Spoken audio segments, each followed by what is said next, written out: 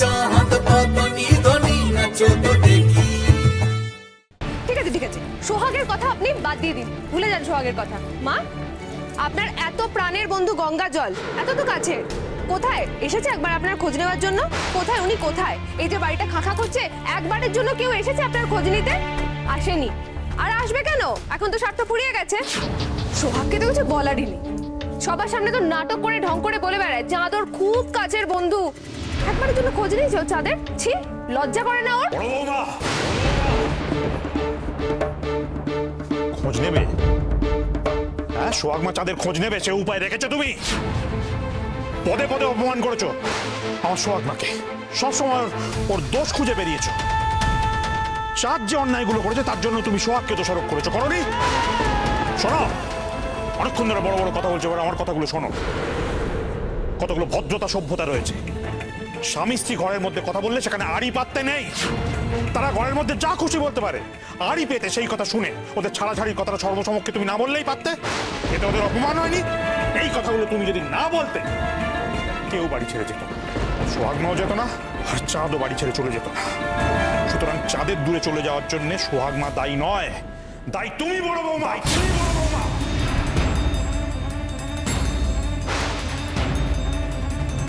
আমি আমি কি করে দায়ী হলাম বাবা? মানে ওরা নিজেরা ঠিক করলো যে টাকা পয়সা শোধ হয়ে গেলে ওরা নিজেরা ডিভোর্স করবে, তাতে আমি মানে আমি এর মাঝে কোথা থেকে এলাম?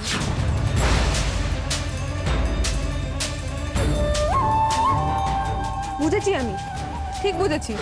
মা, ওই ছোট বৌমাই আপনাদের খুব কাছের তাই না? খুব প্রাণের আদরের লক্ষ্মী এ বাড়ির, তাই তো? সে লক্ষ্মী কোথায় এখন? সে তো লক্ষ্মীর ভার নিয়ে একেবারে হাওয়া পালিয়ে গেছে।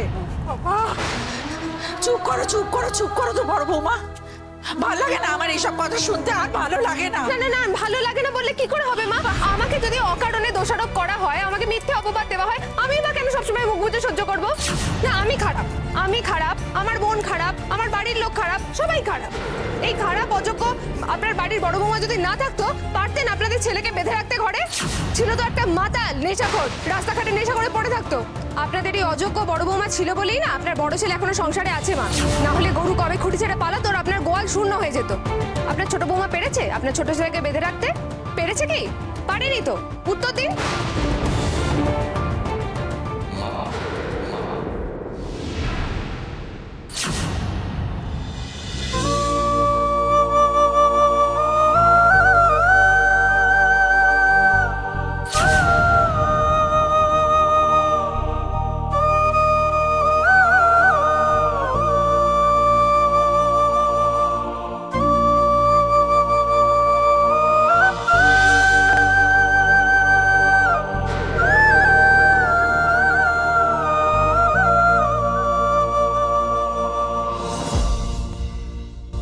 বৌদি, আমি এই সংসারের সাথে আর বেঁধে নেই, এই কথাটা কে বললো তোমার?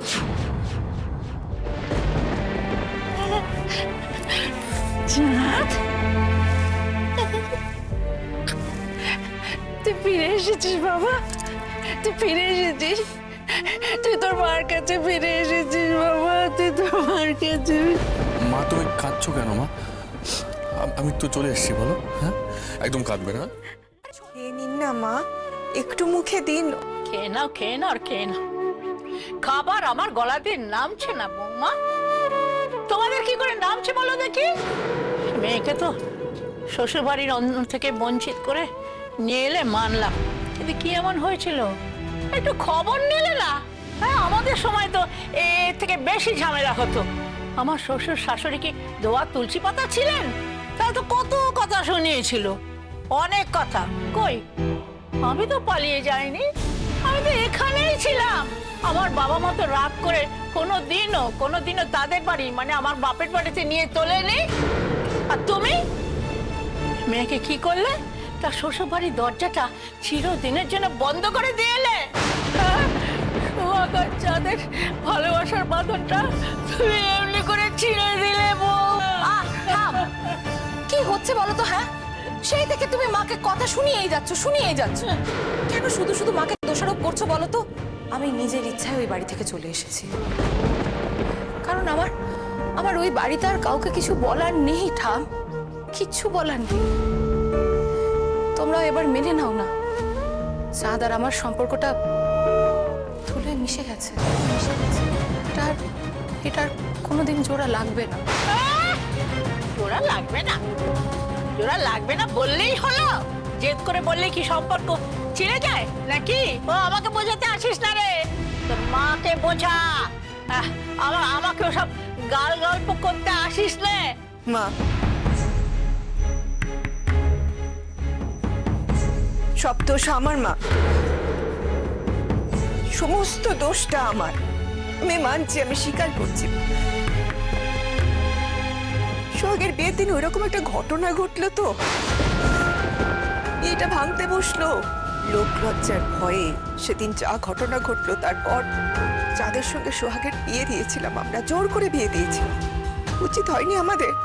যদি ওরা যখন খুব ছোট, তখন থেকে আমাদের মনে মনে ইচ্ছে ছিল যে যাদের সঙ্গে সোহাগের বিয়ে হোক, কিন্তু তাও বলছি উচিত হয়নি, আমাদের উচিত হয়নি। আমার উচিত ছিল যে সোহাগ মানুষের মতো মানুষ হোক, এটা না ভেবে সোহাগকে এমন ভাবে বড় করা যাতে আর 5টা মানুষ মেয়েদেরকে যা দেখলে সুন্দর বলে, সেইভাবে যেন সোহাগকে বড় করতে পারি। আমাদের সেটা উচিত ছিল। ওর মনের দিকে নজর না দিয়ে ওর শরীরটাকে সেইভাবে তৈরি করা উচিত ছিল। ওর শরীরের দিকে আমি নজর দিইনি মা, আমি ভুল করেছি। যদি সেই দিকে নজর দিতাম তাহলে আজকে 36 বার ওর বিয়েটা ভেঙে যেত না, বিয়ের সম্বন্ধগুলো ভেঙে যেত না। আজকে সোহাগকে এদিন দেখতে হতো না মা, আমাদেরও এদিন দেখতে হতো না। আমি ভুল করেছি, সব দোষ আমার মা। কিসের দোষ মা? হ্যাঁ, কিসের দোষ? কি এমন দোষ করেছো তুমি বলো তো? আমি মোটা, সেটা তোমার দোষ? কি করে সেটা তোমার দোষ হয় বলো আমায়? আর মোটা হওয়া দোষ নয় মা, এটা কোনোদিন দোষ হতেই পারে না। হ্যাঁ, দোষ তোমরা করেছো। তোমরা চাঁদের ঘাড়ে আমাকে চাপিয়ে দিয়ে দোষ করেছো, এটা ঠিক। আচ্ছা মা, কি হতো বলো তো? সেই দিন যদি আমার বিয়েটা না হতো, তাহলে কি এমন মহাভারত অশুদ্ধ হয়ে যেত? হ্যাঁ, কি হতো? আরে 36 বার আমার বিয়ের সম্বন্ধ ভেঙেছে মা, 37 বারের বারও প্রত্যাখ্যাত হতাম। কি এমন হতো মা তাতে? কি হতো? কেন প্রত্যাখ্যাত হবে? কেন প্রত্যাখ্যাত হবে? আমাদের মধ্যে আগেই কথা হয়ে গেছিল, সেই 20 লাখ টাকা ফেরত দেওয়ার পর আমরা আলাদা হয়ে যাব, আর একসাথে থাকবো।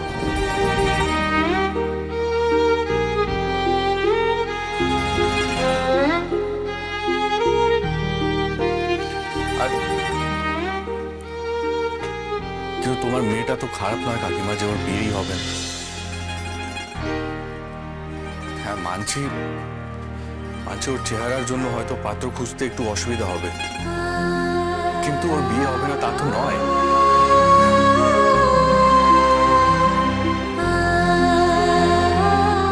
সায়ন তো আছে। ওকে এত পছন্দ করে, ওকে বিয়ে করতে চায়। বিয়েটা করিয়ে দাও কাকিমা।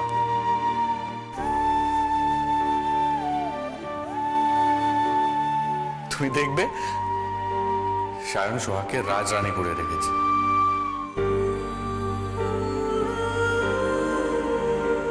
এই প্রতিবেশী, এসে গেছো? প্রতিবেশী, তোমার কথাই যেন সত্যি হয়। তোমার মুখে ফুলচন্দন পড়ুক তোমার মুখে। এইবার আর কোনো চিন্তা নেই যে তুমি এসে গেছো। এইবারে নদী সাগরে মিশবে, কেউ আটকাতে পারবে না, কোনো পথ আর আটকাতে পারবে না। Thank you. তো বেড়ে হতো ছাড়ো, তোকে দেখাচ্ছি।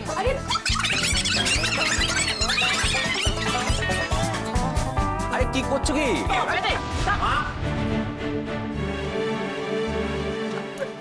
থাম, চলো বসবে, চলো। পড়ে গেলে কি হবে? এসো, তোমার না পায়ে ব্যথা? চলো, তোমার তো শরীরটা খারাপ নাকি? বসো, শান্ত হও।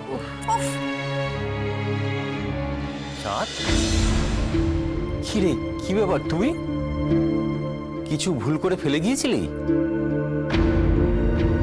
আর মা তুমি কি করছিলে এগুলো বলো তো?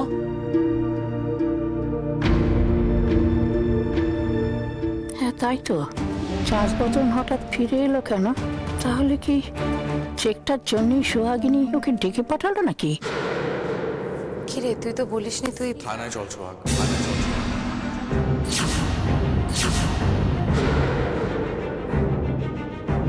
কেন রে, থানায় কেন যাবি? না কাকু, আসলে আসলে ওই 20 লাখ টাকার চেক ভাঙাতে গেলে আমাকে একবার থানায় যেতে হবে, মানে ওই ভেরিফিকেশনের জন্য। তাই তো আমি এসছি এখানে। ও তাই বল। প্রতিবেশী প্রতিবেশী গো, কি বুদ্ধি তোমার! হ্যাঁ, সুযোগ পেলে না তোমাকে করে একটু চুমু খেয়ে নিতাম। তার দেরি করিস না, যা। সোহাগ চল থানায়, দেরি করে লাভ নেই। হ্যাঁ। এই বলছি যে, এই মানে আমিও তো যাবো, তাই না? মানে আমি সাথে গেলে বিষয়টা আরো সহজ হবে আর কি, সুবিধা। কি হলো কি হলো? শোনো কি? তুমি এখন ব্যাংকে যাও, ব্যাংকে গিয়ে সেখানে ওই চেকটা ইস্যু করার যে নিয়ম কানুনগুলো আছে সেগুলো একটু দেখে নাও। যত তাড়াতাড়ি এটা মেটানো যাবে ততটাই মঙ্গল। ঠিক বলেছো, যত তাড়াতাড়ি আপদ বিদায় হয় ততই ভালো। ব্যাংকে যাও। হ্যাঁ ঠিক আছে, কি দোকানে গিয়ে তার ভিড় বাড়িয়ে লাভ নেই। আমি ব্যাংকে যাই, ওখানে গিয়ে আমার কাজকর্ম সারি। ভালো কাজে তো দেরি করতে নেই, আসছি। হ্যাঁ